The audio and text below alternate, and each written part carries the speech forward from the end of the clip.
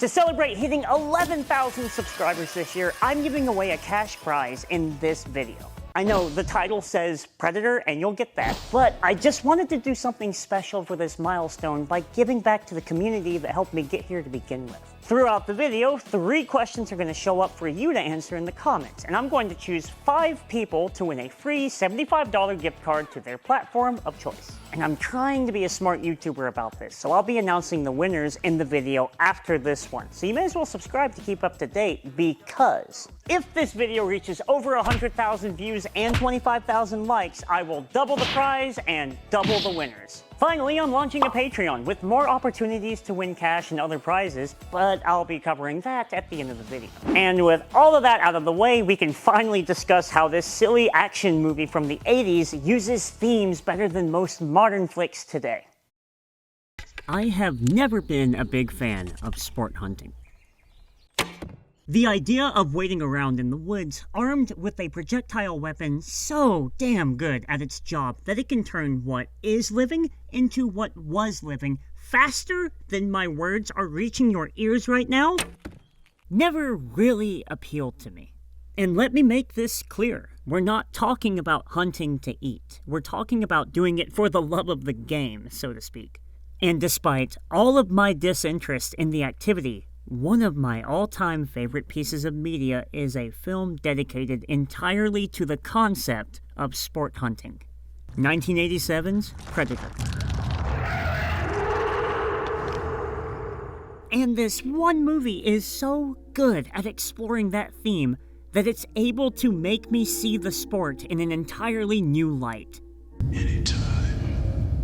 Okay, while some of the jokes have aged very poorly, the core of what made this film work still holds up now, and while the franchise has had other issues, being on the spectrum isn't really a disorder. It's actually the next step in the evolutionary chain. At the end of the day, I believe the decline in quality can be traced back to losing sight of the theme that spawned all of this to begin with. So, if you're looking for a nostalgic retrospective, the tragic downfall of a franchise, or even some postmodern dissection of masculinity, you'll find traces of those points here, but I mainly want to discuss how a simple movie written by a couple of literal bros is so satisfying because of its dedication to a theme, and how the franchise itself has moved away from the idea of a unifying message. So now let's bow in and talk about Predator and the lost art of themes.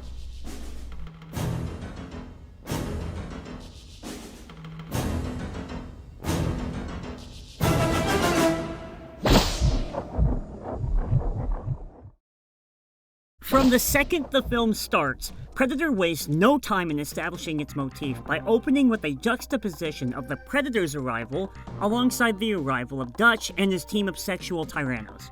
And the theme is further reinforced when we learn that Dutch's team was specifically hunted down for the assignment by Dylan. 'Cause some damn fool accused you of being the best. We're 5 minutes into the picture, and the driving idea behind the film has already been laid out so plainly for us to see that I'm surprised it wasn't flagged for nudity. And it doesn't stop there, since part of what makes this such an engrossing watch is how the roles of hunter and prey are continually flipped throughout the runtime, sometimes within the same sequence. And this leads into what little bit of character writing the movie has. The reason that so many video essays have been made discussing what this flick says about masculinity is due entirely to how the script handles every single character with what little time they have. Even the geeky Hawkins' first moments on screen sets him up to be just as big of a badass as the others when he catches an object without looking. So even though the characters aren't particularly deep, all of them still embody a different quality of hunting. Billy is the gang's tracker, whereas Poncho is the demolitions expert, and Blaine is that friend who tends to bring along a weapon that's probably too large for what you're hunting. Then there's Mac, who is the stealthy one, and Hawkins fills in the role of the group's jokester, while Dutch is clearly the guy who comes up with the plans and the traps. Finally, there's Dylan, who has a hidden agenda and misleads the others into hunting a different target. Now, all of these characters would be passable on the surface level anyways, but the script does one thing that sets it apart from its contemporaries and elevates this cast. The film treats all of these guys with respect, since they're not only supposed to be the best around, but also because the more competent they are, the more impressive the Predator is by comparison. Dutch and his gang are so good at their job that the militiamen they're hunting are treated like game. Knock, knock. Blaine even refers to one of them the same way you would an animal that's dug itself into a hole in defense. Son of a bitch is dug in like an Alabama tick. And not enough movies do this. I have no idea why so many writers of even big franchises choose to make characters incompetent as a means of making others look better. Even though this silly 80s macho movie somehow figured out a way to write a cunning and intelligent monster without turning its main characters into idiots. And it's not like Predator has amazing character development. So where is the shift that turns this film from something of the time to something timeless? This line right here. Leave it. He didn't kill you because you weren't armed. No sport. With just one piece of dialogue, they've turned the Predator from a monster into a character with drive, motivation, and nuance. The creature is still, for all intents and purposes, a decked-out slasher villain, but by having this antagonist spare Anna because she was unarmed adds layers to what kind of story you can tell and what kind of tone you can set. Because now, you're kind of asking the viewers a question. Who is the real villain here? You've got the literal monster from another world, but he's only going after armed soldiers. The same soldiers, need I remind you, that slaughtered a group of people so efficiently that they were cracking jokes about it. Yeah. Stick around. And that's the best part about how this movie portrays hunting. Both sides of the conflict are morally equal. Sadly, all of this cohesion died with the Jungle Hunter, for the most part. While the lore and backstory of the Predator as a species has evolved, the subsequent appearances of the character itself seem to have regressed into something more fitting for a creature spawned during the 80s. Don't get this twisted at all. The new weapons and lore is all welcome and appreciated. It's just a shame how it's all in favor of a monster and not a character. And I say this as an active fan of the entire franchise, except for Shane's flick. How ironic is it then that there's a solid case to argue that the AVP hunters get more character than any of the subsequent mainline installments? And it's not like those AVP flicks are compelling cinema, that's just how far the bar has plummeted. In fact, even my favorite of the sequels, Prey, fails to utilize the Predator itself in an interesting way beyond serving as a trophy for our lead heroine to hunt. Part of the issue here is that, similar to the Alien, even the good Predator movies tend to recycle the same beats that the original entries had for the sake of giving the audience more of what they already know. If it bleeds, we can kill it. You'll often hear creative types go out of their way to make something about their work appealing to the human condition. In Alien, it was the fear and sensation of being violated and, obviously, alienation. Whereas Spider-Man uses power fantasy and responsibility. But notice how the weaker entries in those franchises tend to drift away from that core theme for one reason or another, which usually leads to a disconnect between why the audience is watching and the actual story on display. I'll do the fingering. This is a key reason, among others, why Zack Snyder's DC movies were so divisive. Since even if a Superman that chose to allow his father to die for the sake of maintaining a normal life is definitely a more unique take on the character, many people would argue that you wouldn't go to a Superman movie for a story that explores that path. And similarly, you wouldn't exactly go to an Alien entry expecting a story about Jesus and the origins of humanity. Even though these are all fascinating topics, especially if executed correctly, it doesn't change the fact that they're trying to use the wrong franchises for them. Those ideas don't mesh with the themes that spawned the characters to begin with. And Ridley Scott is by far the best example of this, because Alien wasn't his movie. He did not come up with the story, nor did he help with the script corrections or the design of the monsters and world. So when Scott returned to the franchise with Prometheus and Alien Covenant, he fundamentally misunderstood a crucial aspect of the original.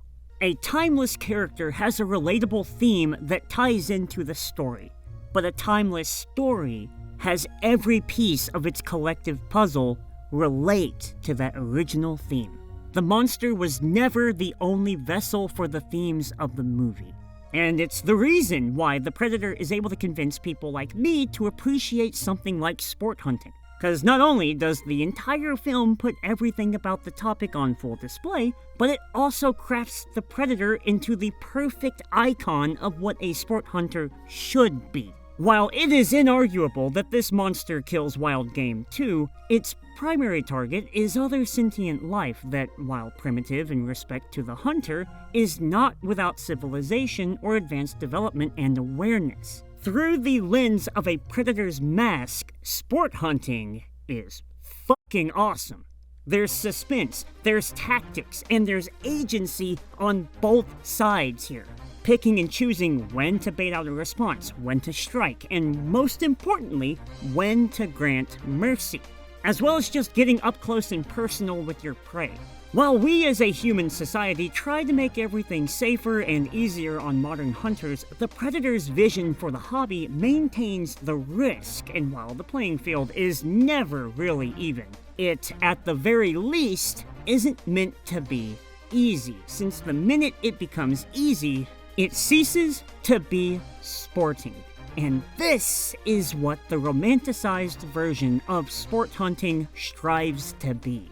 It's therefore just as entertaining to put yourself in the hunter's shoes as it is to put yourself in Arnold's, and not every sci-fi action, scratch that, not every movie can evoke that level of engagement in its spectrum of morality, since at the end of the day, nobody is really a hero in this flick. It's just a shame that none of the other flicks, save Predator 2, kept this nuance and just ended up recycling the same story beats over and over again. Thankfully, there is one more Pred entry coming out this year, Predator Badlands, and it appears to be everything I've ever wanted in a movie from this franchise for longer than I can remember, even including the tease that this is a stealth AVP movie. Of course, the internet couldn't help but shit all over this movie before its debut and accuse it of being both racist and woke at the same time, while ignoring that this is likely going to be the first time we ever see a protagonist Pred with a successful hunt under its belt. By design alone, this takes the concept a bit further than humans equal good and monster equal bad. Because as much as I loved Prey, it didn't do a lot for the conversation of what this iconic creature can be and the range of stories it can tell. While I agree that predators versus colonizers versus Native Americans is a cool pitch, at the end of the day, you could have substituted the hunter with any other folklore monster, and it still would have served the same purpose in the movie.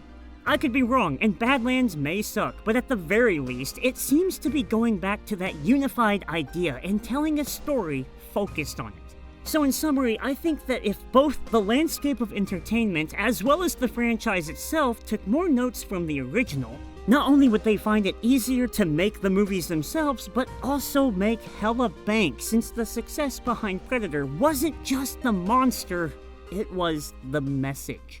And if you made it this far, thank you so much for watching. I've been wanting to talk about Predator for a long time, and with all the new media dropping soon, now seemed like a wonderful opportunity to do so. But don't click off yet, because if you like winning free money and merch, you may want to listen to this. Joining the Patreon for just $1 a month not only gives you access to all of our community videos, but you also get added to the patron-only chat in the Discord, where I'm going to be handing out early warnings and hints toward future giveaways and videos like this before they're even live. But that's not all. Every single tier has cool, unique perks, including guest starring roles in videos and even one-on-one coaching in fitness, martial arts, or even writing, art, and filmmaking.